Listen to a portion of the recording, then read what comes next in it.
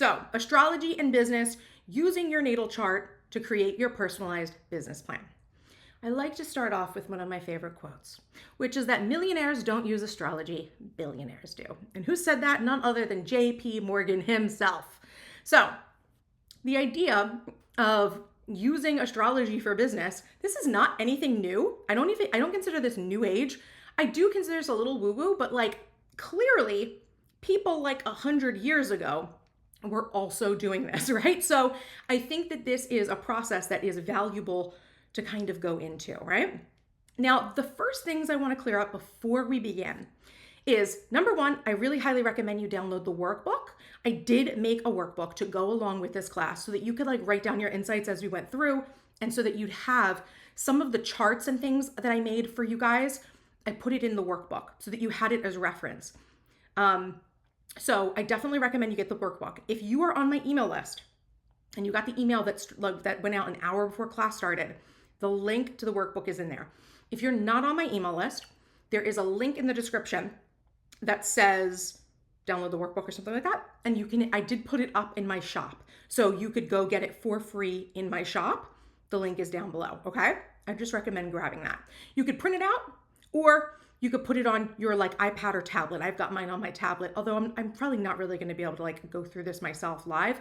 I've kind of already done this in a way, and I'm just gonna be like interpreting my chart as we go through, okay? The next thing I recommend, right? You absolutely need this, is your birth chart, your natal chart, in order to complete the activity. So in order to get your natal chart, you need to have your birthday, your birth time, and your birth location. And I've linked in the description, right? And it was also linked in the emails. I think it's Cafe Astrology has a nice one where you can get your birth chart, right? That's actually going to map it for you so you don't have to do it yourself. Like it's a very complicated thing to do your birth chart. So there's like free online resources to do that. I linked you guys one of the good ones. Now I want to make a real quick caveat about if you do not have your birth time. Your birth time is really important because that's going to give you your ascendant sign. So like your rising sign. And that's going to set up your house system, your 12 house system, which is what we're going to be using in the class today. If you do not know your birth time, and maybe some of you don't know your birth location, the birth location doesn't necessarily have to be super precise. Like if you don't know exactly what city, but you kind of know what state, it's probably going to be close. It's not like you're not sure if you were born in Houston or in Paris. Like that would be a big difference, right? Like if you don't know if you're born in Houston or Dallas, like that probably won't shift much, right, in your chart. Probably nothing at all really because it's so close together, right? So just be aware of that. So when it comes to the time, these are the places you can look for your time. Your birth certificate might have it. Some birth certificates do, some don't. And they may also have your location.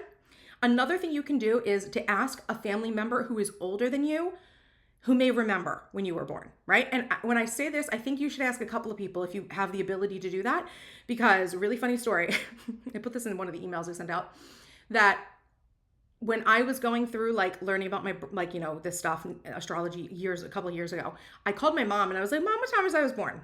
What time was I? What did I just say? What time was I born? And I forget exactly what she told me, like 2 or 3 p.m. she told me. And I was like, oh, okay. And I called my aunt and I was like, Sis, what time was I born? And she's like, oh, you were born at like 1:10. And I'm like, oh, okay. I found my birth certificate and it was 1:10. So my aunt was right, not my mom. Okay. We can't fault her.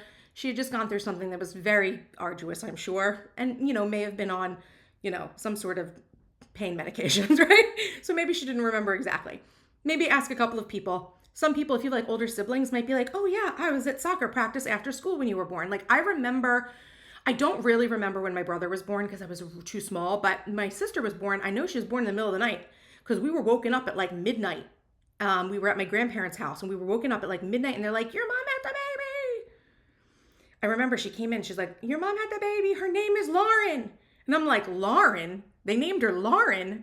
I say that because my mother had another name picked out for my sister. Her name was supposed to be Ava, but she changed it like when she came out.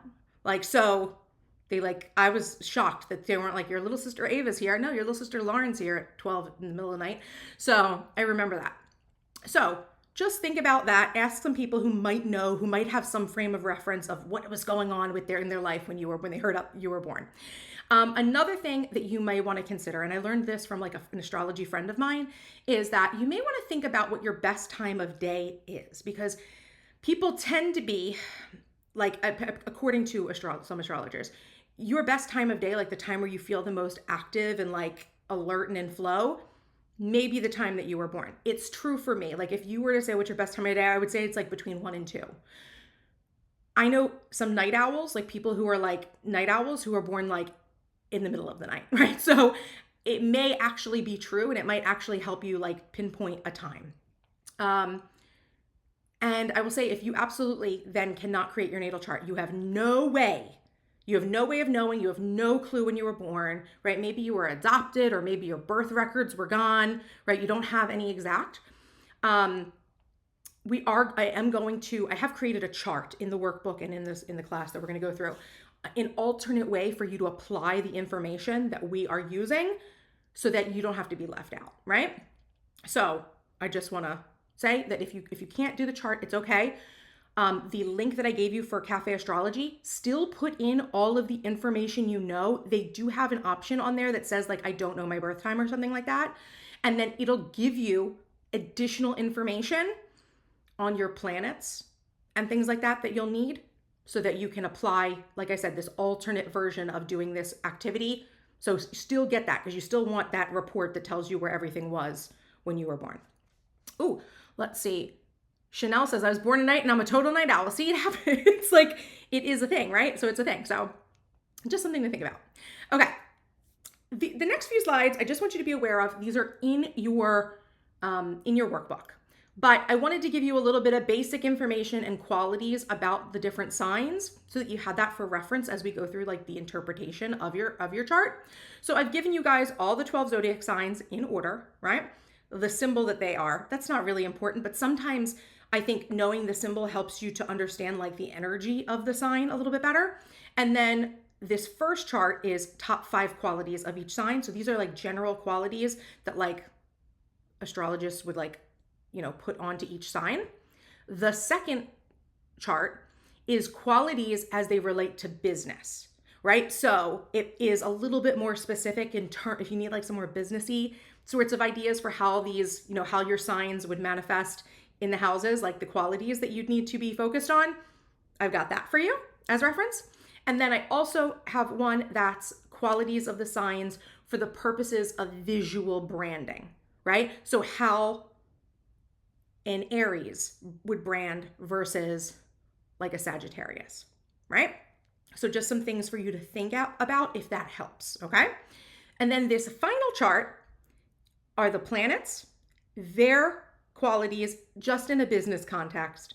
And then for those of you who do not have that rising sign, that start, your exact birth time, I've given you the house that each planet is associated with, right? So what you're going to do if you do not have your exact birth time is, as we go through the houses, we're going to go through this 1 through 12. You are going to look at the planets that you've got that are in different, that you've got, and as they actually do go like 1-to-1 to the different houses. So just doing this, I'm just going to read it off in like the order that's here, but like the sun is attributed to the 5th house. So when we get into the 5th house section, you may want to go see what zodiac sign your sun is in, and then use that as for your interpretation. Your moon, 4th house. Some of them are 2. So Mercury is 3rd and 6th house. Venus is the 2nd and 7th house. Mars is 1st and 8th house. Okay? The rest of them are individual. And then at the very bottom of this, there's 2 other astrological placements that I've included on this list that aren't planets. They're nodes. They're the nodes of the moon. So the north node and the south node, right, are another thing you may just want to look at in general, and add that in as well, right? So something to think about. They're not necessarily associated with a house. Your north node is more of like your destiny, and your south node are things that you're already good at. We could say like your karma or past life energies. Okay. I got a question here.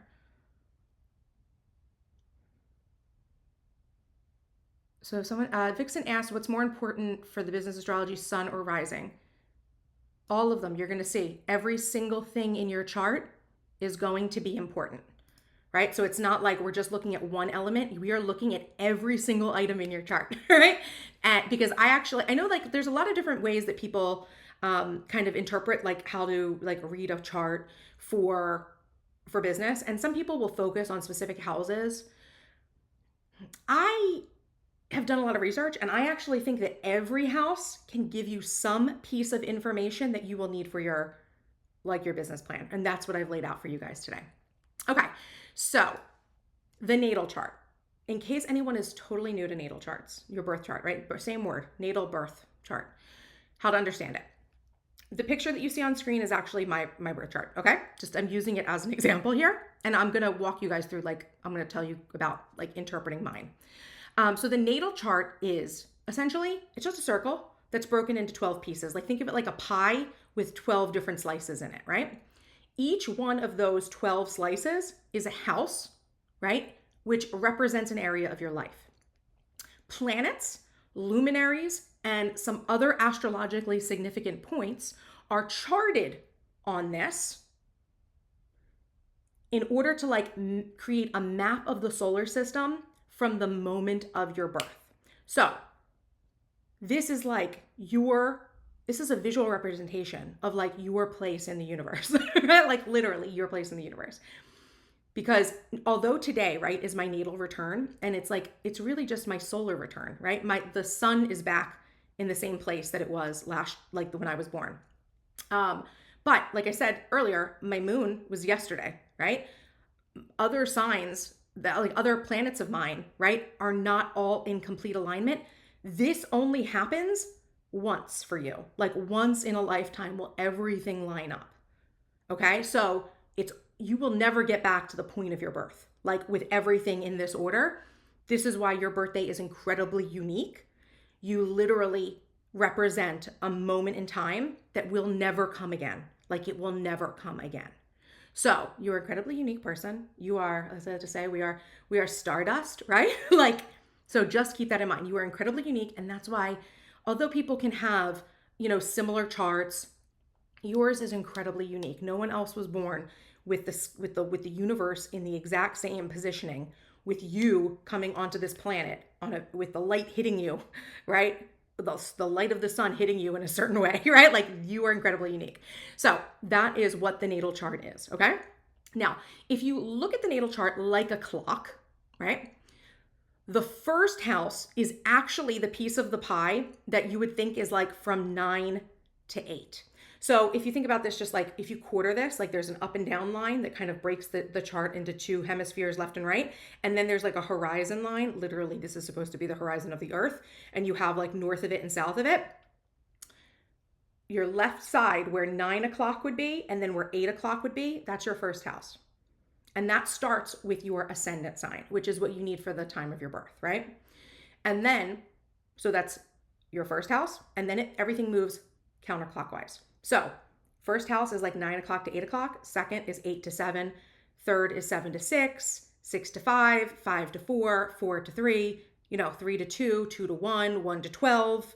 Once you get to 12, you're starting your 10th house, 12 to 11 to 10, and back to 9. So your houses 12 and 1 are on top of each other. 12 is on top of 1, okay? This is the way you read this in that order.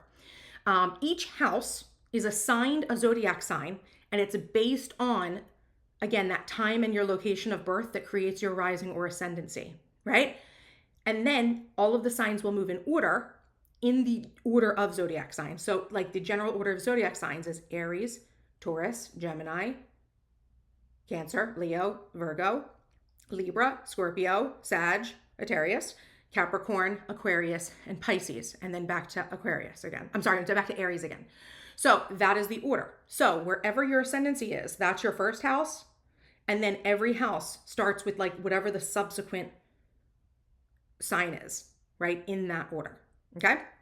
And now, depending on the calculation method that was used for your chart, you may have one sign per house, which means that you may have done a chart reading that was like the whole sign system that only puts one house, like one sign per house, or you might have two, especially if you use Placidus, which is the system that I use, and like that's what you'll see on my chart, which actually calculates, it's the most popular way to do a chart. It actually calculates precise degrees. So when you see this like circle, it also represents like 360 degrees divided by 12. It's what, like 33 degrees or 30 degrees each for each sign. So yeah, 30 degrees each sign. So because of that, right, because I was born at 25 degrees of Cancer, that's my rising sign. I am part Cancer. Like my first house starts in Cancer. If you can see that, it's like the blue. And then the rest of it is in Leo. And then Leo starts my second house. So I have two signs. And if you do a Placidus, you are going to have two signs. And we're going to think about both of them, right? As well when we do this. If you want to stick to whole sign, you can totally just you can just totally do one. I think that doing two gives you a more complete vision of like all the activity that's happening in a house.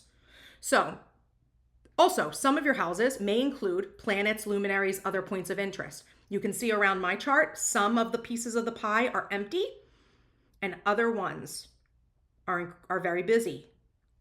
I have a very interesting chart because I have two stelliums in my chart, which means that I have a stellium is when you have three planets or luminaries in one house or one sign, right? And I have two of those. One stellium isn't like incredibly rare, but two is a little bit more rare. So my chart is very clustered between my two stelliums are Pisces and Sagittarius. So I have a lot of Pisces and a lot of Sagittarius like in my chart and like in influencing my life. We'll talk about this. It also like highly influences my business, which probably won't surprise you guys when we talk a little bit more about like what that means. Okay, so is that everything we need to know about the natal chart? I think so. I think that's all we need to know about the natal chart. Okay, so specifically what I'm going to teach you today is what each house represents as part of your business plan, okay? So like I said, each house is an area of your life, but I've kind of used, research that I've dug into to kind of understand how you can actually apply every single house to part of your business plan. You're also going to learn today how to interpret the qualities of the zodiac signs in each house, along with any planets or luminaries that are in that house or in that in each sign, right? To understand how to craft each element of your business plan, because all of those signs and all of those planets are their qualities are impacting that area of your business plan, right? And so that's what we are going to be interpreting. And again, I said before, if you don't have your birth time, you'll use the planets and those house equivalences. So keep that chart out so that as we go through, you can see, okay, first house is, I think first house was what, Mars? So you'll use your Mars placement in order to help you apply qualities to these houses. Okay. And then the final thing I want to say is that this activity isn't about uncovering some hidden business destiny that you were not aware of, right? It's about finding clarity, getting confirmation, or helping you to zero in on the best options for you. I don't want you to create your business plan like based on this information alone, like, it sounds good, I'll just do whatever the chart says. That's not what I want you to do. I want you to use this activity to get you thinking creatively. And when things line up, right, or feel good to you, as we go through my chart, you're going to be like, oh, I totally see that in like Alexis's business. And I'm just doing this like right now, you guys. I have been studying this for a little while, but when I started my business, who would have flippin' known that like actually so many elements of what I did that worked were things that are actually reflected in my chart. So I want you to use this as confirmation. I want you to see, this is something that lines up with what I already was thinking, or this is something that's going to help me narrow down options, right? If you have like a bunch of options or something and I'm telling you like this sign in this house is telling you that this might be the best option for you, if you're like, you know what, I'm so glad it said that, that's where I'm going to go. That's how we're using this, right? Because the truth of the matter is that all of this information, number one, it is unscientific and it is not specific, right? You have to interpret based on qualities that I'm going to give you, but also interpret it based on what your unique business is. and also what you feel like it is that you want to do, right? I'm never going to be that person who's like, this is the business that everyone has to do if you want to make money. Absolutely not. There's a million and one ways to make money online, okay? Every one of us could use a completely unique path. And even two of us that have fairly similar charts could have wildly different businesses, okay? It's all about interpretation, and it's all about really just tapping into and getting clear on the things that I feel like you already know inside, but maybe you're having a hard time struggling with making choices. I think this is where an activity like this can give you a lot of insight. I know for me, there are some things that, like, even doing this, like last week for myself, I was like, you know what? I think that this has given me a certain confirmation on the way I need to be doing my content moving forward, because I'm not happy with my current content strategy, right? So I'm like, I think I need to be doing it this way, and that way actually is reflected in my chart. So that is how we're going to use this, right? Oh, the other thing I was going to say was that I actually believe that you could actually do a business as well that's completely different than whatever your chart says. Like, you could do the complete opposite and still be successful. All this is maybe an insight into what might be easier for you, or what might be an opportunity for you, but you can make anything work. Like, we have free will. I don't know if you remember that. They say it in the Bible, apparently. We have free will, okay? So we have the ability to choose any path for ourselves. I don't want you to think like you have to do this right or wrong, like, or you're going to be, you're in the wrong if you don't choose things right. This is like a choose your own adventure novel, right? So we're using this information to help us find clarity, not to like necessarily dictate exactly what we're going to do. Okay. Ready? Okay, ladies. So the first house on your chart is going to be what draws people to you, what gets attention, what about you gets attention. And this house can inform the outward appearance of your brand. So generally speaking, your first house often tells a lot about the way that you look. Like I told you guys before, I'm a Cancer rising. I should probably pull up my chart just so I have it in front of me. But I look like a Cancer. Here's some qualities of Cancer, you guys. Very light skin. I have like super pale skin. Like, I know I'm wearing makeup right now with like bronzer and stuff, but I'm super pale. A round face. Round face. I don't want to get into some other things that are kind of like very womanly in a body shape. Okay. So like very curvy. I'm very curvy. But I also, in my first house, have a lot, because Leo is very prominent, I have a lot of Leo qualities too. So I have like very, like sharp looking eyes, right? Like very, almost a little bit feline. And I'm wearing a wing right now, but I have very like bright, sparkly eyes as a characteristic of a Leo. Also, what's a big characteristic of a lion? Their mane. Like, my hair is like a flippin' mane, okay? Like, so I have many qualities that make me look like both a Cancer and a Leo, okay? So that's physically for Alexis. But then how do we take this into our brand, right? Well, especially if your brand is personal, like you're like the face of your brand, whatever the qualities are of the sign of your first house can inform a lot about the way you want to do your branding in terms of the way your brand will look. So, and like elements that you might want to have in your branding. So going back again to, and although I gave you guys like charts for qualities, I'm going to be doing this off the cuff in terms of like what I know of the signs. I just gave you guys qualities so that you guys had some ideas to start off with. Totally go ahead and do more Googling if you want to learn more qualities or additional aspects of a sign. I'm just going to do this off the cuff for like what I know. So Cancer is the sign of like the home and the mother. So for me, having a lot of my branding, you guys have probably noticed, are like pictures of my home. Look at the picture behind this that I took of my desk. That's behind this class today.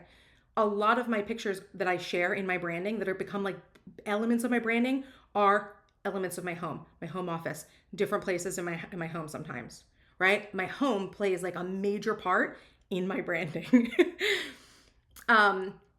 We could also say another thing, like the nurturing aspect of Cancer. I share a lot of food stuff. Like, obviously we just did like caviar today. So food as an aspect of like my personal brand that I kind of share, like additional things about myself out on the internet. Food is one of those things. Like I love comfy, cozy things, right? You guys know, like I'm not like someone who's like my clothing, right? Like, am I dressed like a mom? Like I wear like cashmere sweaters and like wool joggers and like that's like what I wear. Like I'm not super high fashion or necessarily incredibly dramatic, although Leo has some of those aspects. My branding is, I would say, is actually like a nice mix actually between very Cancerian, maybe more like still, calm, cozy, and the boldness that Leo can bring, because Leo brings um, a lot of more standout, bold elements. It's one of the reason that like when you see my font choices, right? I like to have a really fun editorial font that's like very Leo, to be like very editorial, very like maybe magazine-y, right? Very commercial, right? Um, Also, an aspect of my personality that comes through that attracts a lot of people to me is my confidence. People always comment on how confident that I am, right? So, that is an aspect of my personality that really comes through the screen and is really me being honest with you guys, or me being confident and being open and being willing to almost like perform, right? When I come on YouTube or I come, not that I perform in a way that's like false, but I show up in an energy, right, to teach you guys, to talk, and I guide you, right, visually, right? So the fact that even that I use like YouTube is a very as my medium, right? As a medium, although we're not really talking about content right now, is a very Leo thing, right? So that is aspects of my first. I even think like my glasses, you guys, like I feel like that's such a Leo thing. So take a look at the sign, the zodiac sign that's in your first house, and see what you can glean from the different qualities, right? So this is let me do like a different one for you guys. Let's say your rising is in Capricorn, okay? So like where Alexis needs to be cozy, homey, like work from home girl boss, right? We could say like work from home girl boss is kind of like my shtick, I guess. If you have a Capricorn, you're going to be more of like very much more corporate career girl vibe, right? That would be the difference between like a Cancer and a Capricorn, right? Capricorn is very much more of that like in the office, hustle and grind, like suits, wearing like kind of more like fitted suits, blazers, like that's more of the vibe of Capricorn, right? And if your first house is in Aquarius, right? That's where we get a little bit more, very often, of an alternative style. So maybe you have pink hair and you have got tattoos and you wear like grunge clothes, or you wear like sparkly, I don't know, cocktail dresses, okay? Like being a little bit more out of the mainstream, right? Is definitely a quality of Aquarius. So, and I actually can think of like a very popular influencer who's an Aquarius who is literally just what I described to you. Another good Aquarius to kind of think about in terms of branding is also Paris Hilton is like always the stereotypical Aquarius. That she is very like intensely girly girl in that style. So it's not necessarily like the most commercial mainstream. It's like juicy couture, sparkles, hot pink Barbie sort of a thing sometimes with her. So, or at least what we used to think of her, at least like several years ago. Okay, so that is your first house. That's what you're going to go to inform what your brand should look like.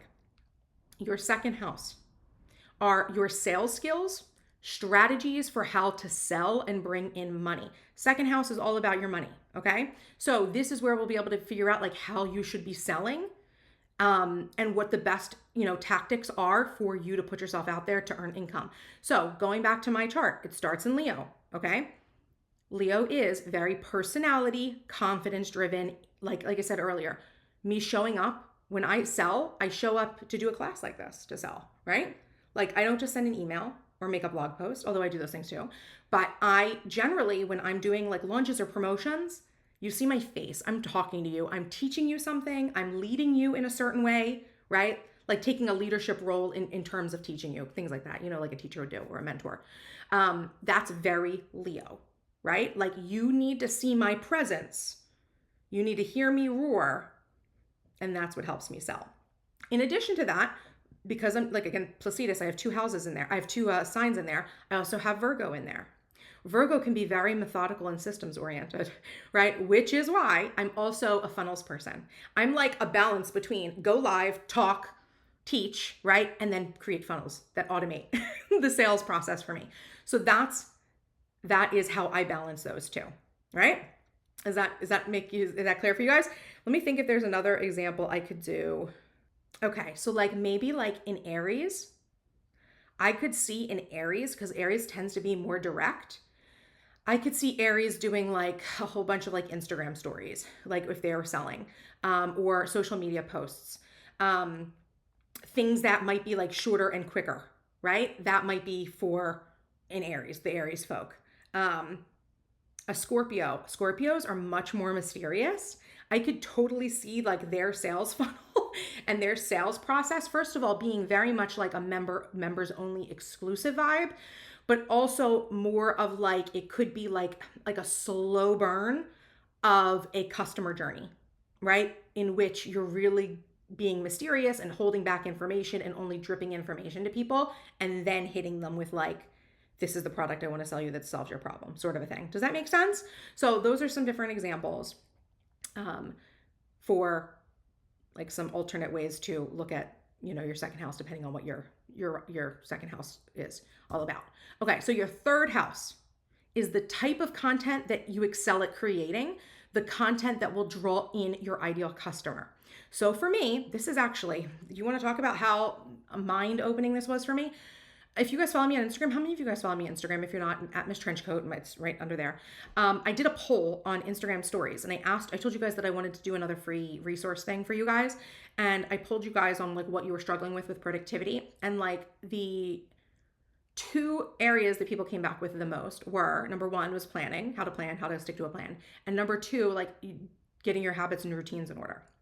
Well, my third house starts in Virgo, right? So habits and routines is content, like habits, routines, systems. That is content of a Virgo. Planning, that is Virgo. Like there's like stereotypical Virgo is the content I'm supposed to produce. Then it goes into Libra. You know what's really funny about this, you guys? Libra is the sign of balance. It's the scales. So my idea of, you guys hear me talk about work-life balance things a lot, right? Establishing those points of balance. That's another content topic I should be focused on, right? Now, of course, there's many different ways that we can spin this, but those are some just general categories that apparently my ideal customer wants from me. Okay, so other examples of content. If you are a Pisces in your third house, you might want to do spiritual metaphysical content, right?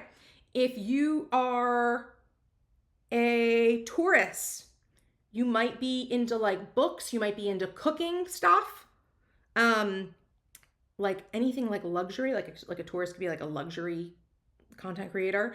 So let's be really stereotypical here. Sagittarius, travel blogger much? Like like that's, so if you have Sagittarius in your third house, you might be thinking about like either travel content, content that has to do with like philosophy and religion, like things about like higher education. Things like that are content that goes into Sagittarius. So are you guys putting down what I'm picking up here? Like are we getting the flow of what we're doing here? Of course we're going to keep going. Obviously I have like a lot to teach you today, but I'm just going to go through and look at my charts. Okay, so fourth house is where I get some planets in there. Once we get to my fourth house, we're going to start adding planets in. Now, if I haven't said it yet, but if you have any planets in these houses, right? You want to take their qualities and interject them as well. Because if you have a planet in a house, that means that house is very active. If the house is empty, right? I have like a lot, like I said, pretty much I have 1, 2, 3, 4, 5. I have 5 houses that are relatively empty. 6 almost. But like I said, because of my stelliums, I have activity in certain areas of my chart, like very condensed. So if there's nothing there, it just kind of means that like there's nothing pre-programmed in you. There's no other external force that's impacting in that area. So I want you guys, we're going to do and when we get to here, we'll do fourth house now because I do have a planet and my south node is in my fourth house. So fourth house is going to be the foundations that you need to establish in your business to prevent burnout and overwhelm. It's the areas you need to be aware of, right? Like Your fourth house is all about like your home and nurturing. These are the things that you need to do in order to create like a safe space in your business for yourself so that it doesn't take over your life, sort of a thing. So for me in the fourth house, it starts with Libra, which means I need to really establish work-life balance. And then it goes into Scorpio, which Scorpio is a lot of elements of like mystery, and some esoteric in there. Let me pull up. Let's see what are some other qualities I gave to, we have down here, Scorpio. Intensity, passion, depth, determination. Okay. So yeah, Scorpios can be incredibly deep and mysterious. And so I also have in here in Scorpio, okay, I have my South Node, which means I'm really good at this. Like I'm really good at keeping secrets and being mysterious and like not giving it all away. But also my Pluto is in there. So Pluto is a planet that is all about transformation, change, power dynamics, resiliency, regeneration. Pluto is often, considered a planet that it's Hades, it's like hell. So it's oftentimes places that you struggle or need to make a transformation to become like your best self. Now, I would say that as we get older, like if you're younger, right? Like maybe in your 20s and things like that, maybe you haven't made that transformation yet. I definitely have. Like I've learned the hard way about talking, I guess, sharing my ideas or like saying too much, right? Revealing too much, ending up like punching me in the face, you know what I mean? Sort of a thing. So that's Pluto in my fourth house in Scorpio, being like, keep things secret. Like, don't give it all away. Like, don't have to tell everyone everything. Don't have to tell everyone everything you're doing. Like, these are ways that you can protect yourself and prevent overwhelm. Like, you guys know, like, I wouldn't say I'm secretive. It's just, I don't like to talk about my business plans too much because number one, I change these things all the time. I'm so driven by whims and inspiration. And I also don't like to like put something out there that I'm going to do and then not give it to you guys because you guys know I like to always deliver on what I say I'm going to do. So these are ideas for like fourth house things. If you struggle with, let's say Aries is in your fourth house. Have I done Aries enough? Who have we not done enough? Libra is in, well, Libra we already said because of me. Hold on, keep going. Gemini is in your fourth house. You also need to worry. I would think that you would need to worry a little bit about the people that you're talking to and keeping around you. Geminis often have like this like two-faced sort of nature because there's twins, right? So that's like a stereotype of them as having two-faced.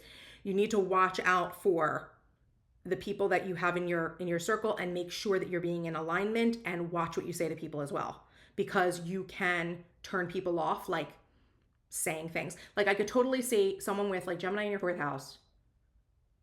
Like if you get like hate comments on the internet, I could see them popping off. So like you need to establish boundaries so that you don't pop off and it doesn't overwhelm you or ruin your business, etc. Right? Is that good? Okay. So that's some fourth house stuff. Let me see. Is there another one I could do for you guys? I'm just trying to think of one.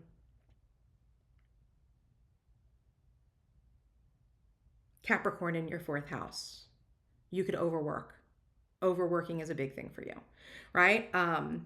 Also, being viewed a little bit as Capricorns are often associated with being very status seeking.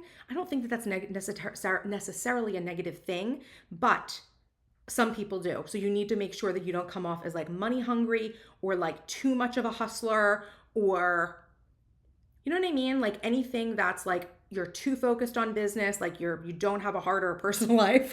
You know what I mean? Like that could be something that you need to watch out for. Okay? So, fifth house now. Fifth house is what inspires me creatively, where you need to go looking for creativity and inspiration when you need it. Okay? So, for me, my fifth house starts in Scorpio, which to me really is like my own depths, like going and understanding my own depths inside of me and following my own passions, the things that I intensely yearn for. Like that's letting myself explore those things.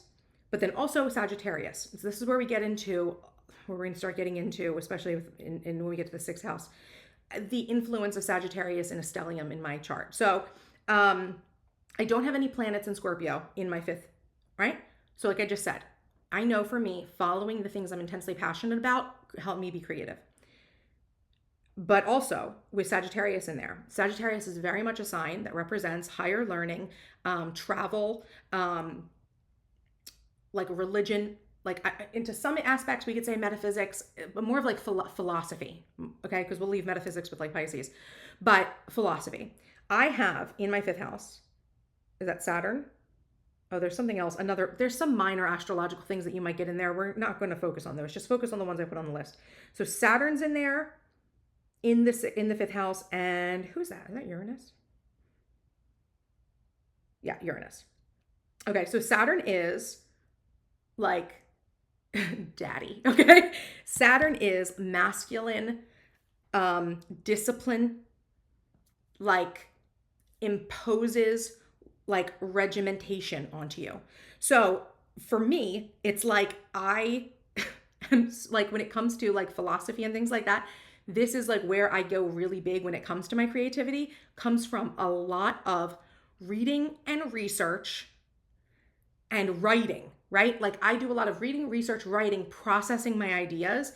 A lot of my content you guys will kind of understand. Although I, do a lot of planning and like habits and things like that. We are talking about like a lot of the things that I'm sharing with you actually go so much deeper, like into realms of philosophy, into like our life's purpose, into expansion, right? How to expand as a person in your mind. Like I said, my stelliums are in Sagittarius and in Pisces, which are both ruled by Jupiter, which are both, it's super expansive energy. One of them in like the intellectual realm, Sagittarius, and one of them in the spiritual realm, Pisces. So a lot of the things that I teach you guys are like, this is why like my research is like science backed. So like a lot of my creativity comes from reading and research that I find on different topics. Uranus is also the rebel planet. Okay. So Uranus is, it gives me, so I'm just reading some things. It gives you a rebellious nature, but it gives me an individual, an original, and inventive mind. So I have strong intuitive powers. So a lot of my rebelliousness comes from Uranus in my Sagittarius, in my fifth house. Like I get inspiration. This is probably things that like people are thinking crazy. I get inspiration from the weirdest things. Like I'm not like getting inspiration all the time. Like, yes, I get a lot of inspiration from reading and things like that. I get inspiration from like a flock of seagulls. Like, I don't know how to explain this to you guys. My inspiration comes from the craziest places sometimes, and I just go with it. Sometimes I choose not to look at the things that everyone else is looking at. For example, like I do productivity and planning. People will always recommend to me like the new hottest books. Like, and of course I know about what the new hottest books are on productivity and planning. Like I get it. I get who the big players are. I don't want anything to do with what they teach, right? Because I don't want to turn into a mini version of them.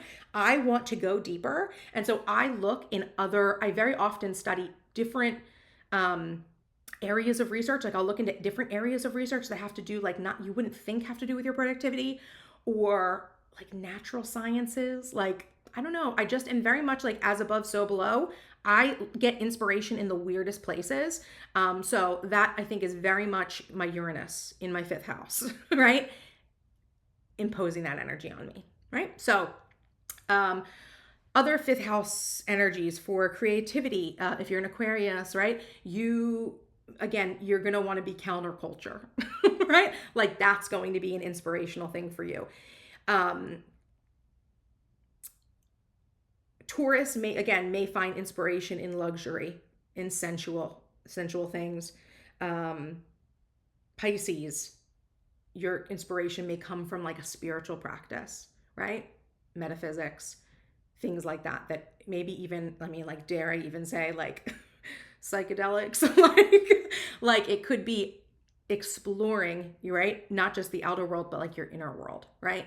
That could be like Pisces, right? So that is fifth house, where you go for your creativity and what inspires you. Sixth house is your strengths and business skills, right? These are the things that you're naturally good at. And so you're going to want to create your daily workflow and your schedule to like optimize these areas that are in your sixth house. What's Alexis's sixth house? Alexis's sixth house starts with Sagittarius and moves on to Capricorn. Okay, so, and we've got my Mars is in my sixth house in Sagittarius, And also in the sixth house, what is that? Neptune is in Capricorn. So speaking generally about sixth house, I feel like I'm doing a list there. I don't know what that's about. In Sag, again, my skills, reading, research, right? And because I've got Mars in there, Mars is a very intellectually curious. Mars is a lot about your personal energy and how you direct it. So I would also say that, like, when it comes to me doing my work in business, something that I'm very big into, especially because Sagittarius is the centaur or the archer, I love having targets, or like, if I know exactly what the plan is, like these are the things I have to do, I'm able to crush them, right? I'm able to crush it. Um, Although I do feel like my creativity goes all over the place. The more I have specific targets to go after, the better my work becomes. So for me, something that I do tend to do is I kind of have like a list every month of all the things I need to do. And that helps me to get a lot of stuff done in a short period of time, because I'm like, okay, I just have to do all of these things and my business will be great. Right. So I have the targets, I have the list made of exactly what needs to be done. And I have a routine for how I do these things. Like I theme my work days and things like that, so that it's all broken out for me to like know exactly what I'm going to be working on, how I'm going to be directing my energy in a given period of time. With Capricorn and the Neptune in the Capricorn. So Capricorn is definitely more of an energy of being the boss, hustling, right? So again, I feel like that's, and also being very regimented. So having a little bit of having more structure. But when we're going into Neptune as well, right? Neptune is a very dreamy, like almost, it's one of the rulers of Pisces as well. It's a lot more creativity. So it's like I need to have more structured creativity time in order to create, right? Like I need to hustle with my creativeness, right? Like these are things. So content creation is a big thing for me. Writing is a big thing for me, right? Creating content, producing content in different ways, big thing for me. I produce a lot of content, don't I? Like I do. I produce a lot of content. It's something that I'm good at. It is my skill, right? It is something I'm good at. Okay. So that's the sixth house. Who else could be in the sixth house? Aries. If Aries is in your sixth house, again, I feel like I'm slurring. It's the drink, you guys. I never drink, by the way. I never drink. So I took two sips of sparkling wine, and I can't talk. Okay. If Aries is in your sixth house, then we're talking about like a lot of enthusiasm for getting started with your work, a lot of wanting to work alone, right? And a lot of quick, like you can do things that you can do quick, which is why I think that like an Aries person would be more inclined to do like social media versus like a 2-hour live class like this, something like that. You know what I mean? Because they need things to be done quicker. They need smaller bursts of things to work on. Virgo, if your Virgo is in your sixth house, you've got like a natural chart. So being, again, systems, routines, planning, automations are the things that you are going to be good at. Oops, sorry. Now, seventh house. Qualities of your ideal business partners and or long-term private clients and customers. So if you need to work with other people, if you're bringing in affiliates, if you're going to have like customers or clients that are more long-term, that are more in your, they get closer to you, right? There's a difference between like someone who just buys something and then someone who like you have calls with and you know them for a long period of time, or you're working on a project with them for a longer period of time. Those sorts of relationships are more seventh house. We're going to get to your normal everyday customers, like your ideal customers in a different house. But for seventh house is business partners and long-term or private clients. So my seventh house starts in Capricorn. So business people, okay? Other business people I would want to work with.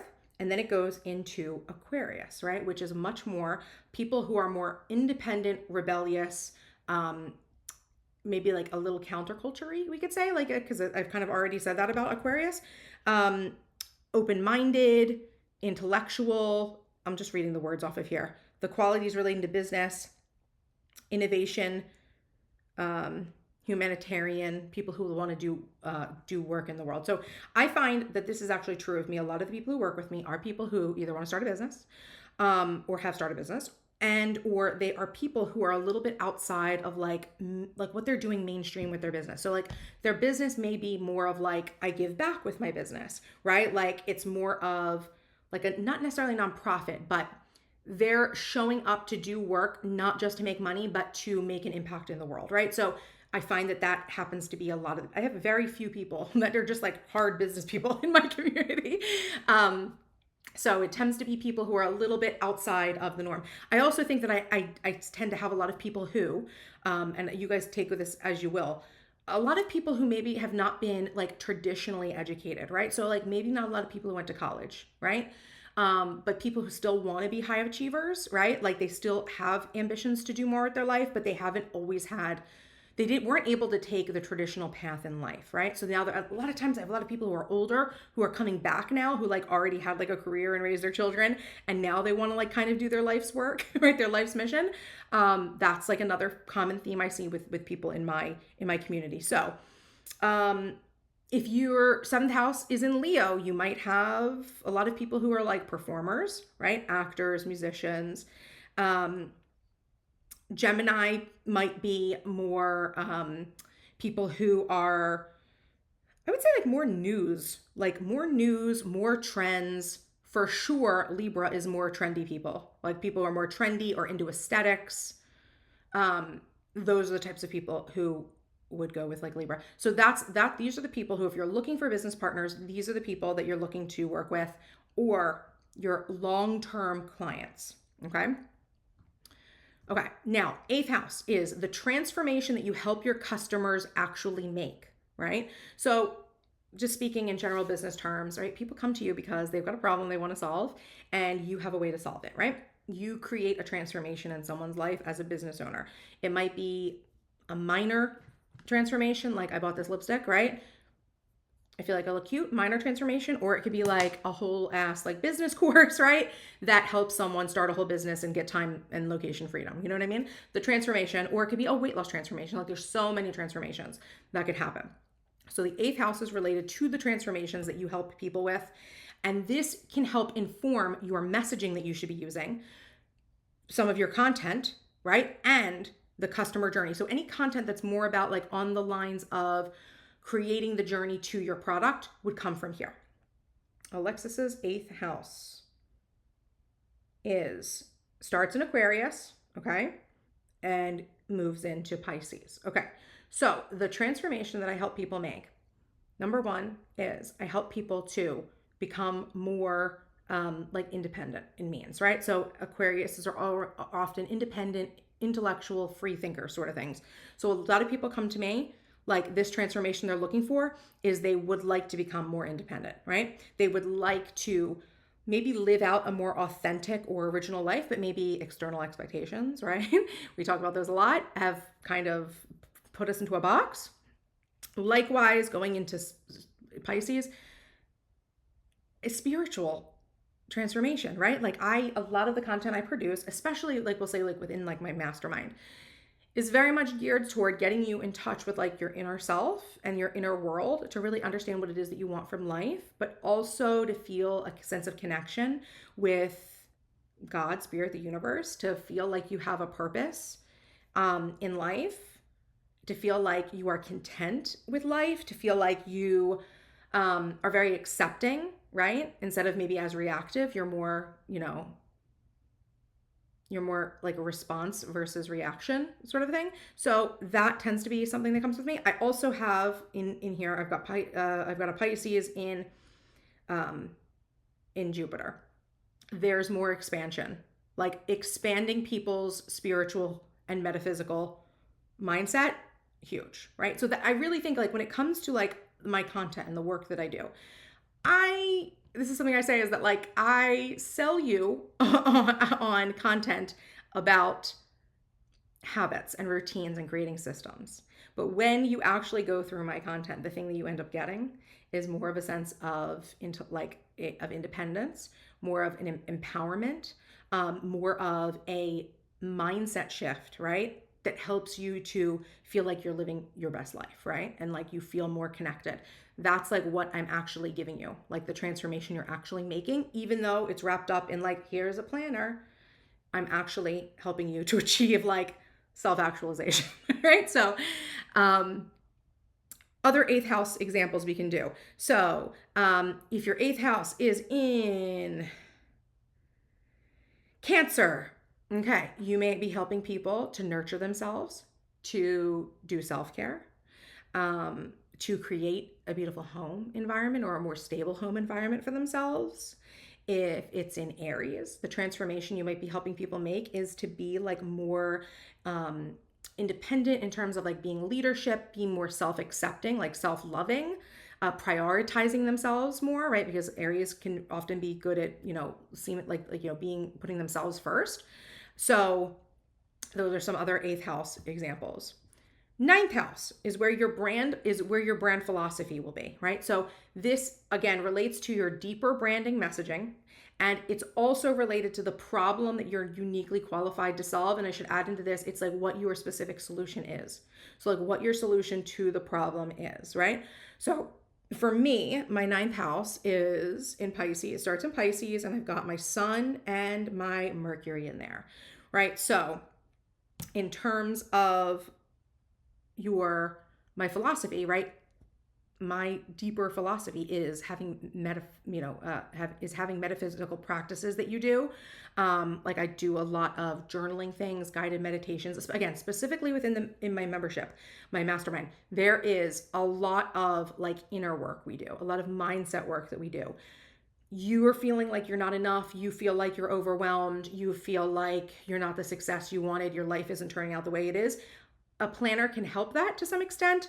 My real deep solution is inner work, right? The real thing that you need to do is change your mindset, right? Is to really get in touch with what it is that you want in life, to start being able to put up boundaries, right? So that's the real thing that I'm qualified to give you guys is that.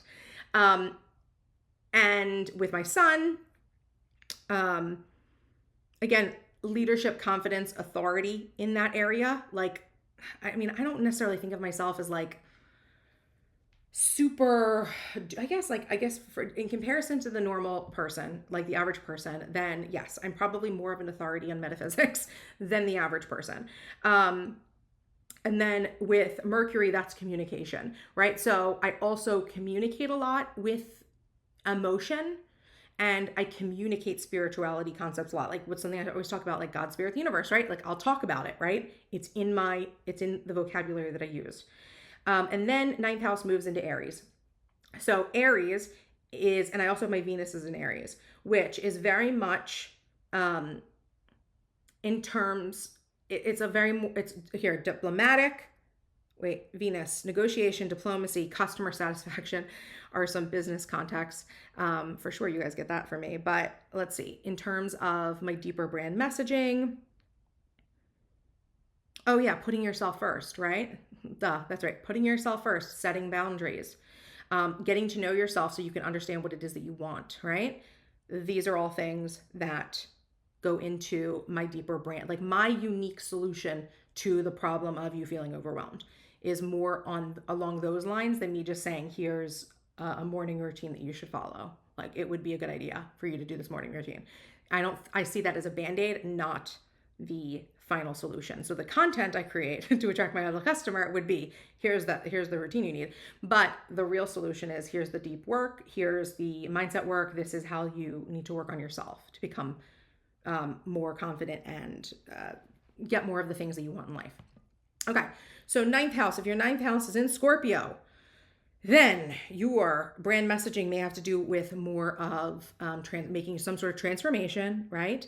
It may have something to do with certain strategies or skills that people could develop, maybe things having to do with people's passion, right? Helping people identify what their passions are in life. Like that could totally be like a ninth house thing. What else? Let's do another sign. Who have I not said in a while? Taurus. If your ninth house is in Taurus, then maybe that there's some elements of kind kind of being like going into that edge of luxury, being more sensual, more practical. Taurus is the bull, so it's like slow and steady wins the race. It's like showing up and doing the work, like shouldering the burdens to some extent. So like that could be part of that messaging. So ninth house, your brand philosophy. So this is like deeper than just like the quick free content that you put out. This is like really getting to the heart of the work that you do and what you like, the message you're meant to spread in the world, right? Okay, 10th house. This is the house that is often associated with your career. It's called your midheaven because it's the top of that. If you looked at your chart, it's the top of the cross starts at, it's 12 to 11 o'clock. So this is the actual strategy that you should use to build your brand. So for me, mine starts in Aries and my moon is in there. And so for me, my strategy has always been me. Like I'm the strategy, right? Putting me out there has been the strategy. Being the face of my brand is the strategy. That may not be, if you're a Scorpio in the 10th house, you may not want to show your face. Like if you feel like that's what you don't want to do, like you don't want to be on camera, it might have something to do with your strategy here is to be not seen, right? I would say maybe the same thing about like a Cancer, right? But Cancer may be more of like, it is a little bit more hidden. It's more protected, right? So you may not want to be so out there. Like for sure, if you're Leo in the 10th house, you absolutely want to be out there like performing. Like you want to be like singing and dancing and juggling on the streets. Like you really going to put yourself out there. So 10th house, Aries. The other thing it is, the way that I work in terms of my strategy is that, again, the strategy is about my thoughts, my content, things like that I put out, my philosophies.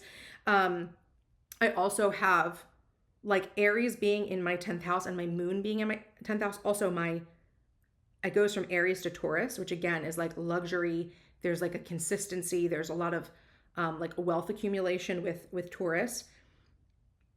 My moon and my north node being in the 10th house like is something that indicates that I am meant to be an entrepreneur. That's like, you cannot like slap you in the face. Like absolutely. It's my purpose in life. My north node is to have a business.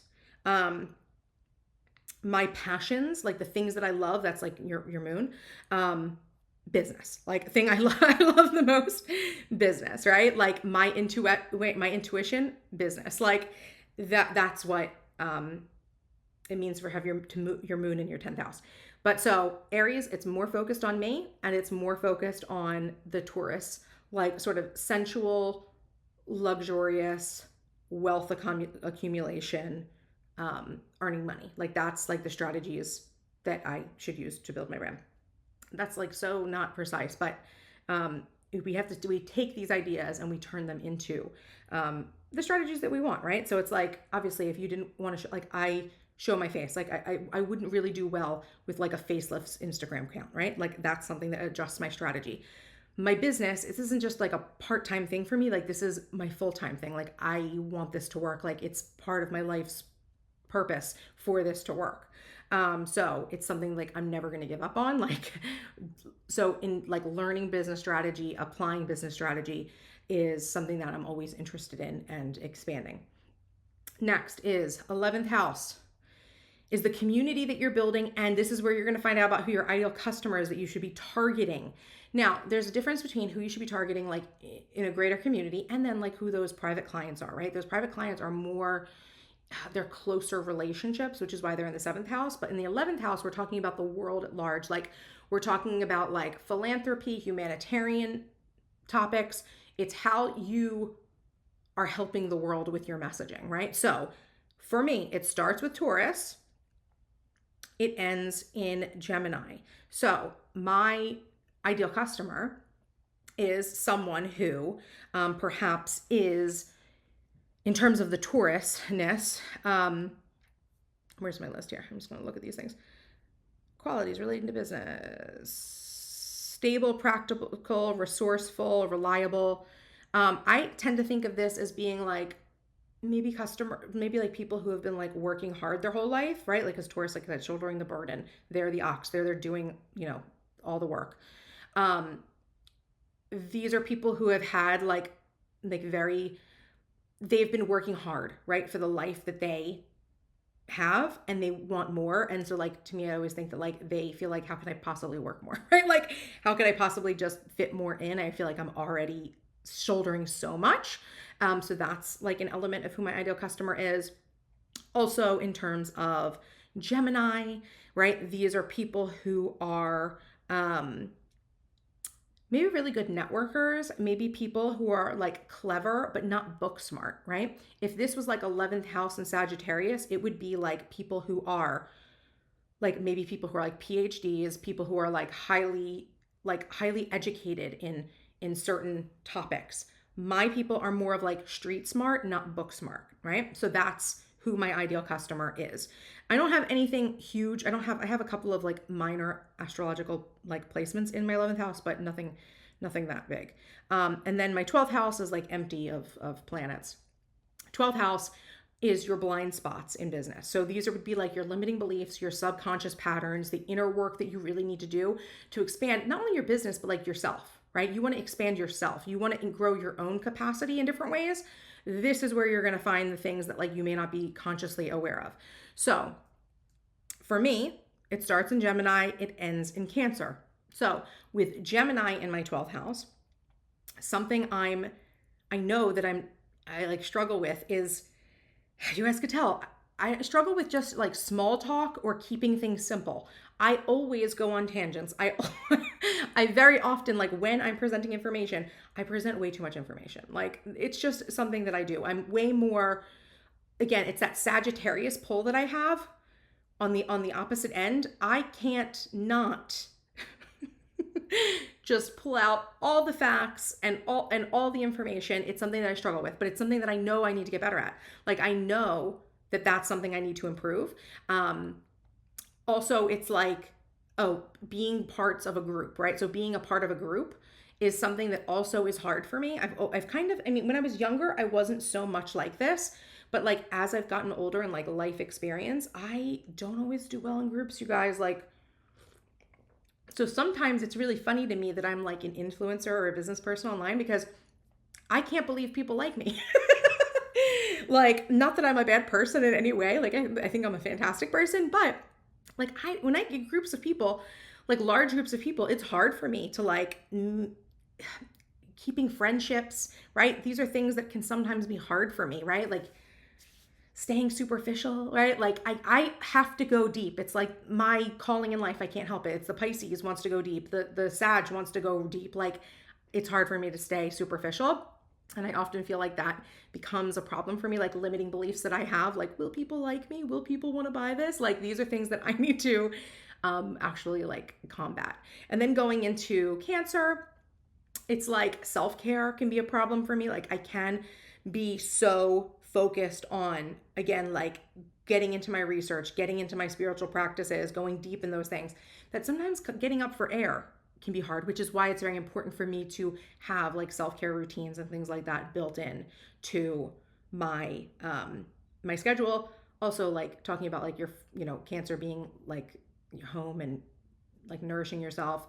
I'm the queen of, I go to work in the morning and I might not stop to eat until like 5 o'clock. I might have a coffee in the morning, but like I will totally forget to eat like all day long. So making sure I stop and have a lunch at a normal time so that I keep my energy going in the right direction is very important for me. So other 12th house problems. If you are an Aries in your 12th house, you may struggle with like worthiness of yourself, not wanting to put yourself out there, right? If you are a Virgo in the 12th house, you may struggle to be flexible. You might be too into your patterns and your habits and your routines to think creatively. Scorpio can be maybe like too deep, too intimidating, too intense, right? Like they need to like dial that back. And all of those things come from certain beliefs that you have about yourself that you can work on, right? So those are, some examples of 12th house stuff, right? So let's see. Oh, okay. That was it. That's it, you guys. Not like this class wasn't long enough so far. It's an hour and a half, and we haven't even gotten to questions yet. But let me know. Did you guys enjoy this class? Let me know in the comments if you had any like aha moments or insights or things that you learned, or maybe you've been looking through your chart. Hopefully, you've been looking through your chart while you're doing this and filling out the workbook, and maybe gaining some insights on what your like elements that you should be building into your business plan. Let me know. I'm going to go ahead and, of course, open this up to a Q&A. So any questions or help that you need, maybe we want to see like my take on something in your chart. Let's try to keep this like really specific. Like I'm not going to do someone's entire chart, right? Like right now. But if there's something that you're like trying to think about a way to interpret something, leave me a comment in chat. Start it with the letter Q, so that I know that it's a question for me as opposed to like a comment or a response to somebody else. And also give me a brief summary of your business so I understand how to apply the interpretation in terms of like what it is that you do. So while I'm waiting for questions to come in, I have a few next steps that I think are worth mentioning, okay? So if you went through this class today and hopefully you go through these activities and you learn some things that are inspiring you. I'm hoping that like at the end of this class right now, you're feeling inspired to like, oh, I want to work on my business right now. Like I want to start creating my business plan. But you're like, but wait a minute, how do I create a business plan? Like Alexis gave me all these things that are informing how I should be strategizing and who I should be attracting and the content I should be creating. But how do I actually like map this out so that I have things to do every single day, right? To move my business forward. Well, this is where my CEO Strategy Planner will come very handy for you. If you do not have it yet, the CEO Strategy Planner is a strategic business planner with over 60 undated inserts. It is the ultimate business planning tool. It's designed for creative entrepreneurs, small business owners, bloggers, YouTubers, podcasters, social media influencers. I have plenty of people too who like just have a 9-to-5 job that use this as well. Like it's something that like is helpful for a lot of people because you could use it for work. It comes in two formats. It comes in a print on demand, right? Or you can get it as a digital PDF. You guys know that I use my iPad. I'm like a digital planning person now. So I have my CEO Strategy Planner in my GoodNotes, right? And this is where I kind of house and map out all of my business ideas. In fact, part of like what we just did, right? There is an executive summary. Oh shoot, I should probably close out of those things. So many things open. Okay. There is at the beginning of the I'll try to say in the beginning, you can kind of just see it on screen. There's a creative business plan, right? Where you are going to put things like your business values, like the products that you sell, who your customers are, the outcomes that you produce for your customers, right? That's like the transformations, how you market to your customers, right? And where you see your business in the next 1, 3, 5, 10 years, right? So this is where you'll lay out a lot of this big picture information that you've just kind of downloaded. And then you can start using the planner to collect marketing content ideas, map out marketing ideas, map out business objectives. There's a whole section on finance. See, like the tabs at the top are here. Let me go to a page that's not filled in. Go to July. Okay. The tabs at the top are business plan. You're not gonna be able to see it. Brain dump, objectives, marketing, and financial. So the business plan gives you like that executive summary. It gives you an ability to create like a full like set of goals for yourself, like targets for the full year, and then break those down into like quarterly and monthly objectives that you want to do. There's a brain dump section, like a business brain dump. It gives you a triggers list for things that you may want to be planning. So it helps you to come up with ideas and gives you a place to do a business brain dump, objectives, right? So you can actually create strategic business objectives, right? And there's like a whole tracker for projects on here. And you can create your objectives and your strategic project plans. And there's like a project budget page. Then there's marketing section that has your content brainstorm, your content planner, your content outline, content tracker, a campaign builder, and a broadcast tracker. And then your financial section is the financial overview, which is great for business, like tax time. Like I did my taxes already this month. Super easy because I keep track of my financial stuff. Your profit and loss statement, your yearly and monthly bill trackers, income and expense tracker, savings tracker, donations tracker. And then like every month, let me go to a plain month. You have like see, the intention with this planner is you can use this with any other planner you want. Like if you've got like my Charmed Life Master Planner, you can put the information there, or it has like monthly overviews for you, and like task lists for you to actually fill out, and then you can like track it any way you want with like whatever your like weekly or daily planner is of your choice. So I highly recommend the CEO Strategy Planner. There's a link down in the description. And there's one more thing that I've got for my birthday, a little surprise for you guys, which is I've decided, or was inspired to by God, Spirit, the universe, when I asked them what I should do for my birthday, to put together a promotion I've never done before. I didn't even realize I could necessarily do this, but I'm going to give this this buy one get one promo. So this is like a BOGO promo on business programs. So obviously, if you're here today and you run a business, right, you got a whole bunch of ideas going on in your head and you want to put that into specific action.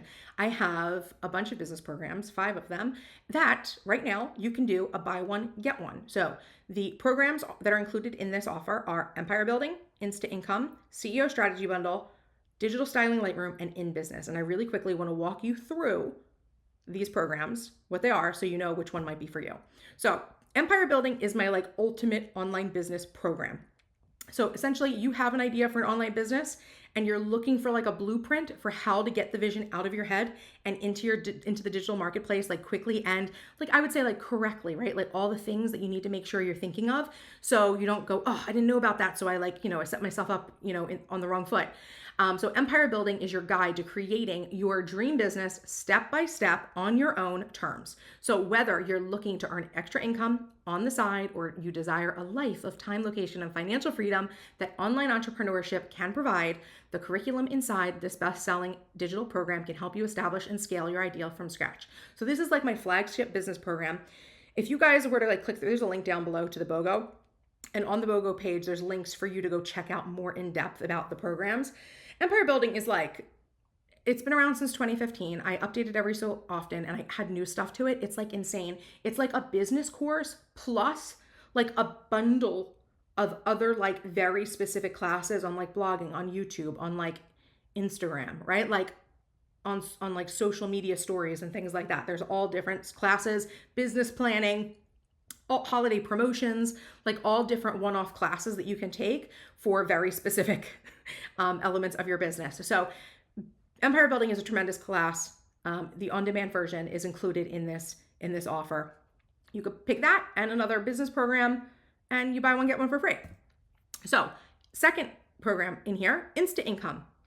This is a sales and marketing course all about developing funnels. Okay. So this is the full name is Insta Income Sales Funnels. It says start selling your products and services online through great content and social media marketing funnels. So if you have a hard time making sales in your business and would like a turnkey marketing strategy that makes attracting and converting customers a simple and automated process, you need a sales funnel. So perhaps you've heard the term sales funnel in the past, but it seemed too complicated for you or too reliant on expensive technology and you discounted the idea as not being for you. Well, my sales funnels are different.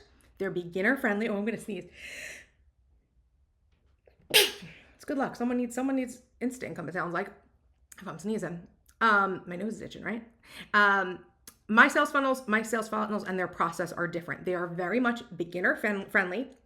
And they've been a marketing asset that I've relied on for years to earn passive sales and income into my business. It's like literally my on-demand marketing team, right? So are my sales funnels. So I would say like out of all my programs, I feel Insta Income is like the best program I've ever done. So many people have gone through Insta Income and been like, wow, like I was so confused about funnels. And this was not only just like so clear, like it actually walked you through step by step how to create every single piece. And there's a ton of like content in there that helps you to generate ideas if you're like stuck. You know what I mean? I mean, I walk you through like how to create a persuasive argument for like a piece of sales content, right? So like there's everything you need step by step, and it doesn't rely on some of the very expensive programs that are out there. Like, I don't want to say things, I don't want to call them out, but like, that there's other sales funnel programs out there, right? Like that cost a whole lot of money that help you build a sales funnel. This is way more authentic and way less salesy than using those things. So Highly recommend Instant Income. If you're someone who already has a business and you really want to ramp up your sales like you wish you had a marketing team, this is you creating your own marketing team on demand. Next is the CEO Strategy Bundle. This is a bundle of 3 masterclasses that are all on topics of business management. So 90% of online startups fail in the first 120 days, and many more never make it to their first year in business. Overwhelm, mental burnout, and ineffective marketing are the 3 major factors that can turn your business dream into a nightmare. This 3 masterclass bundle will help you learn an easier way to run your business so you can take charge of your time, master your mindset, and expand your marketing. Get ready to love your business and your life again. The 3 classes that are inside of this, like the masterclasses, and they're broken down into modules. The first is time management for business owners. The second one is mindset for business owners. And the third one is content marketing strategy. So like how to lay out your messaging. You just did a whole bunch of insightful things, right? Looking at your natal chart for your messaging, understanding where your messaging should be. Let's lay it out like this. That third class lays out how you should be like laying out your messaging so it becomes easy for you to turn that into content, how to create an editorial calendar so you can have and like bulk process content so you always have content available that's constantly like running and attracting your audience and converting your audience to customers, right? So that's what's inside the CEO Strategy Bundle. The next one is the Digital Styling Lightroom. I call this one DSLR, or Charm DSLR for short. This is my photography stock styled photography course. So if you are ready for more followers, greater revenue, and complete peace of mind for your brand and digital marketing, you should join the Digital Styling Lightroom. It's the world's first and leading styled stock photography online course. Learn how to create beautiful styled stock photos that get more likes, convert like crazy, and help your brand to stand out online. You guys, we kind of talked about this. Like my visual like photography, I'm really into photography. Like my visual branding is very good. Like, I mean, like it's not like the best in the world, but it's very strong. And it's definitely been an element that has helped attract people to me because when you see the quality of my images that I put out there, it's clear that I'm just like not someone who like is, you know, paying someone on Fiverr to make a graphic for me. Like I'm someone who has put a lot of thought and intention into crafting a very specific vibe for my brand. So, I use this concept of a styled stock photography library, which is that I shoot a whole bunch of different photos and I keep them so that I can use them whenever I need to in social media posts, on YouTube videos, like backgrounds of videos and things like this. Really, photographic assets are a really big part of online marketing. I would say even like more so than video. Like video is now just kind of overtaking it, and video in certain terms is getting bigger, but like literally like a picture's worth 1,000 words. Like you need graphics for your website, like for your sales pages, for your presentations or your programs or your products. You need photos. This is going to teach you how to actually create great styled stock photography and build up that library so that you're not having to use like stock photos online because that's very much a no for your brand, right? If you're using stock photography, it's way too generic. Anyone could be using the photo. They're not unique to you. Create your own unique branded images. It's definitely been like one of the things that have brought me the most success. So this is my course on how to do that, right? So it walks you through how to like use a camera, how to create a scene, how to style a scene, even how to edit, and even on your phone and on a program like Photoshop. I even often go back to this course because I sometimes forget how to do certain editing techniques that I don't do very often. I just pull up this course and I'm like, oh, that's right, that's how I do this. So it's a really great reference for anyone who is, starting a business online. And then finally, we have In Business. This is my business mindset course. So if you've been dreaming and romanticizing about starting a business, but you haven't taken action yet, or if you've started like the planning phase or maybe over planning of your business, but you haven't actually taken action on doing anything yet, or if you have started your business, but life suddenly got into the way and now you've stopped taking on any action on your business, then In Business will help you to get into alignment with your business vision and show you how to start taking consistent action through your own self-motivation so you can finally make real progress on your business goals. So like I said, this is like a mindset thing. It's about overcoming the common obstacles in business, the things that are stopping you from making progress. So that is the final course that is included in this BOGO offer. Okay, so is that it? That's the end. That's the end of my slideshow. I didn't put another thing. Let's go back to the Q&A, or I'll leave the BOGO up for now. But let me go through, and if anyone has any questions on the BOGO, right, like I said, the link is down below. I'm going to leave this up for like a week, and then probably take it down. So if you're watching this, you're watching the replay, you can go ahead and check and see if it's still available. I'm going to probably pull it down at least, I might let it, I'm just going to let it go for at least a week. Okay. I'll see how it does and then I'll take it down. But I've never done a promotion like this before. Like, this is crazy. It's like a buy one and get one. And these are like, I would say that my courses, like, they're not cheap, right? But they're not like multiple thousands of dollars, things like that. So you are getting a really good deal when you do this BOGO, and I'm allowing you to choose which programs you want. So what's going to happen is when you check out, you'll go to the page and you'll be able to choose the higher priced item is the one you're going to pay for, and then you'll get the lower priced course for free. So you'll choose which one you want. You'll pay obviously the higher of the two prices, and you get the lesser priced one for free. Whatever you want, any combination, it's totally up to you. Whatever your specific needs are. Okay, I'm going to go ahead and scroll back and just check and see what we got with comments. Oh, divinely guided said Saturn rules my fifth house, party pooper. He doesn't have to be a party pooper, okay? He wants you to create. So here, I'm just gonna add this so you guys can see it. Can I make this bigger? Yeah. Saturn, wherever he goes, wants to impose structure, right? So yeah, having him in your fifth house, which is all creativity, it can feel like he's like an obstacle you have to overcome. Okay, Saturn's always an obstacle you have to learn. That's what I'm saying. Like, when you're younger and you're more inexperienced and maybe more naive, Saturn hurts more, but he teaches you lessons so that you can regiment this area of your life. So if he's in your fifth house, divinely guided, it means that he wants to impose some sort of structure on your creativity. So if you feel like you're kind of person who's like way too creative, right, and you have more ideas than you can ever act on, he might be asking you to like create a maybe like a system for organizing your ideas so that you can act and prioritizing your ideas. I actually have a whole class, not a class, but like, well, I think I did something in one of my masterminds about this, but I have a video on how to choose from ideas as a multi-passionate entrepreneur. If you search like MissTrenchcoat multi-passionate, you'll probably find that video. It's from like many, many years ago. But you may need a process like that. Like, he may need you to have that process.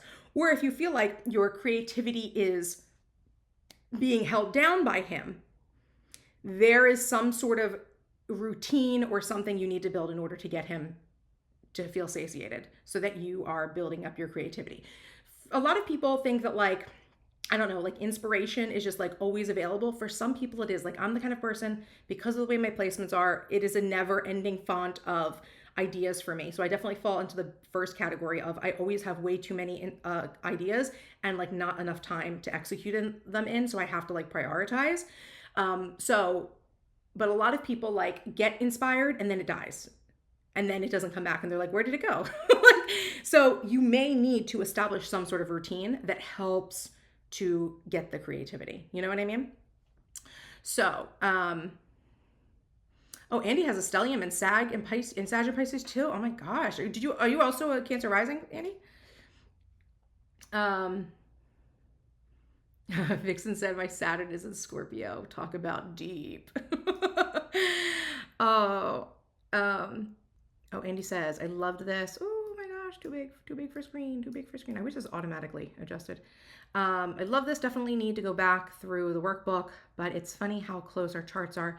So that's helpful to hear your interpretation for yourself. Maybe we're the same. Are you born in March too? Or like you born in 86 around the same time as me? We may have similar, if you're born around the same time as me, you may have the same similar like placements. Like especially the outer planets, they move slower. So if you're born like the same year as me, like your North Node is probably in the same house, like in the same place mine is. The outer planets probably didn't move. And if you were born like the same week as me, a lot of things might be the same, but our birth times and our birth locations may adjust what houses things fall into. Divinely guided, loved this. Chanel said, should we use the natal chart for ourselves or the natal chart for a business? For yourself, this is you. I know some people like make natal charts for their business. No, you're using yours. So yeah, use yours.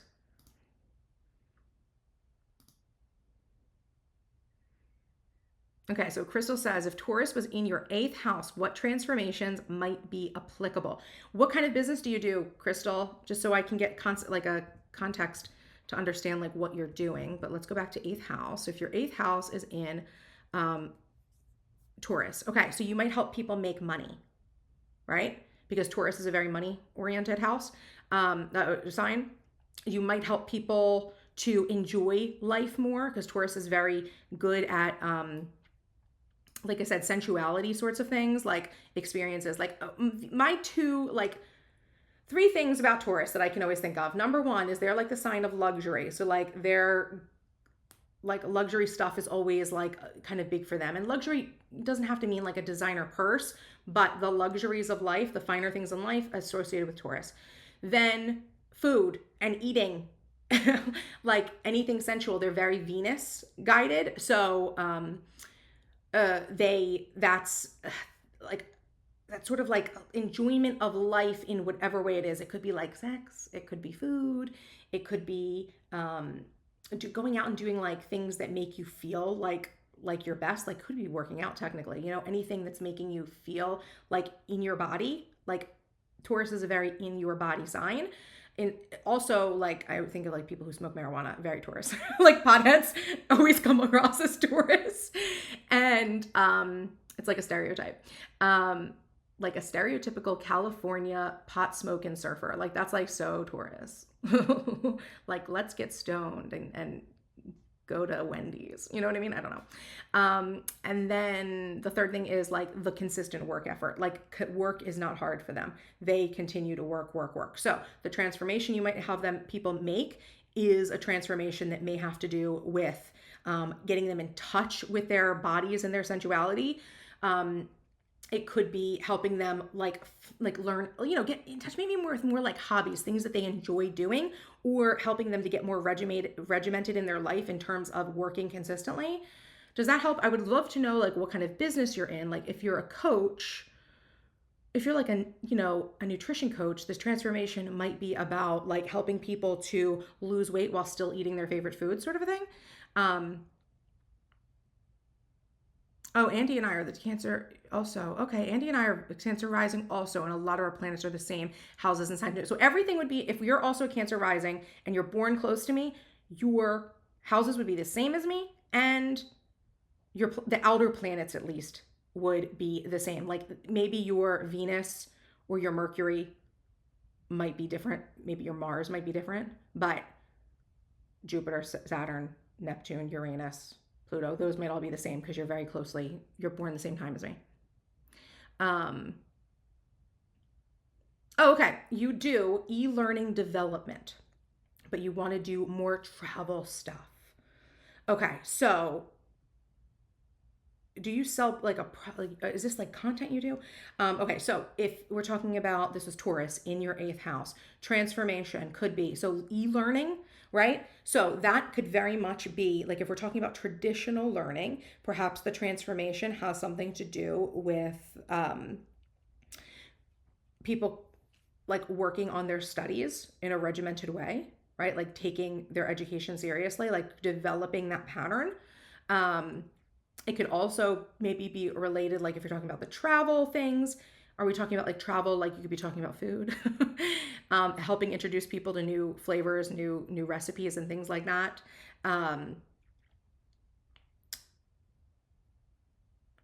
So it's like your messaging, like what, like I guess this actually also goes to like what your solution is that you give people, right? And this would be different than your, well, I mean, this is like your content too, right? So focusing on sensuality, pleasure, luxury, and like a good work ethic, also money. So is it like people are e-learning so that they can get a better job, right? So that they can get a diploma, so they can get a job or go to college. That could be in like the wealth, working hard to establish the life you want sort of a topic. Oh my gosh, you guys, almost 2 hours. Okay, so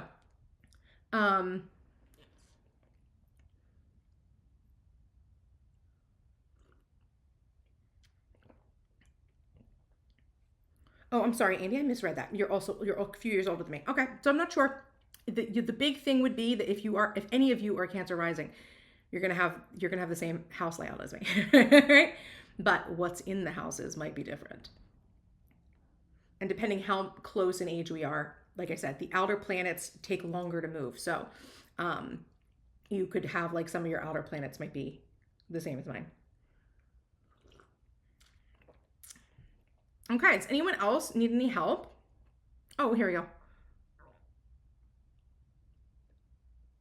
So Crystal says, I create e-learning for others, but kind of want to get out of that eventually. Like, what's the point of the e-learning? The e-learning is for them to do what?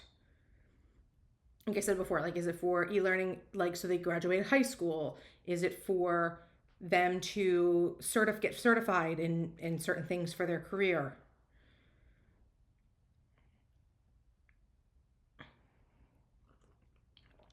Okay, ladies. Bye, Andy. I'll take this off.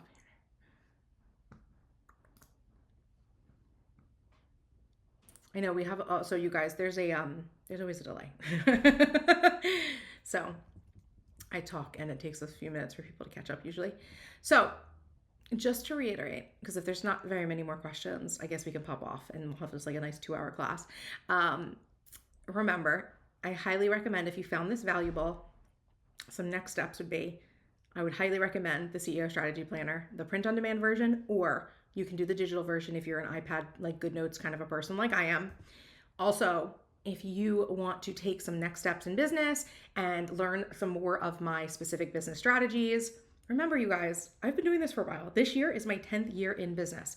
So there's a lot of great information in these courses that are highly relevant. Like, I still go back to certain of these courses on a regular basis to remind myself of strategies and like to work through like worksheets and things that are inside of these programs that help me to like follow a specific process so I can remain regimented. So there's not, for most of these courses, they're not just one type of business. If you're trying to do a business online, either that's an influencer or a product business or an info business, kind of a little bit more like me, these things are going to apply to you. It's a little bit more of a gray area if it comes to in-person businesses, especially like brick and mortar. If you have any questions though, you could always send me an email, alexis@strangecharmed.com. If you follow any of the links, you can get to like my website and get my email address. It might also be on like my YouTube, like about page. I forget what it is, but you can always send me an email as well, right? And I would be more than happy to help you decide if a program is right for you or let you in on a little bit more about what's inside of a program if you've got questions. But definitely check out the different sales pages for them, which you can get to from the link that's down for the BOGO link. You'll be able to go ahead and click and learn more specifics about any of the given classes. So yeah, that is what I have for you guys today. Thank you so much for coming to my birthday party. Don't forget to get the free workbook. It's linked in the description just to help you kind of like follow along with this process and to follow along with some of the things that were on the slides. It makes it very easy for you to do this on your own. And of course, yes, there's a replay for this. So feel free to watch the replay if that is what you need. So thank you guys so much for being here. I appreciate you so much. Cheers. And I will see you guys very soon, hopefully. Bye.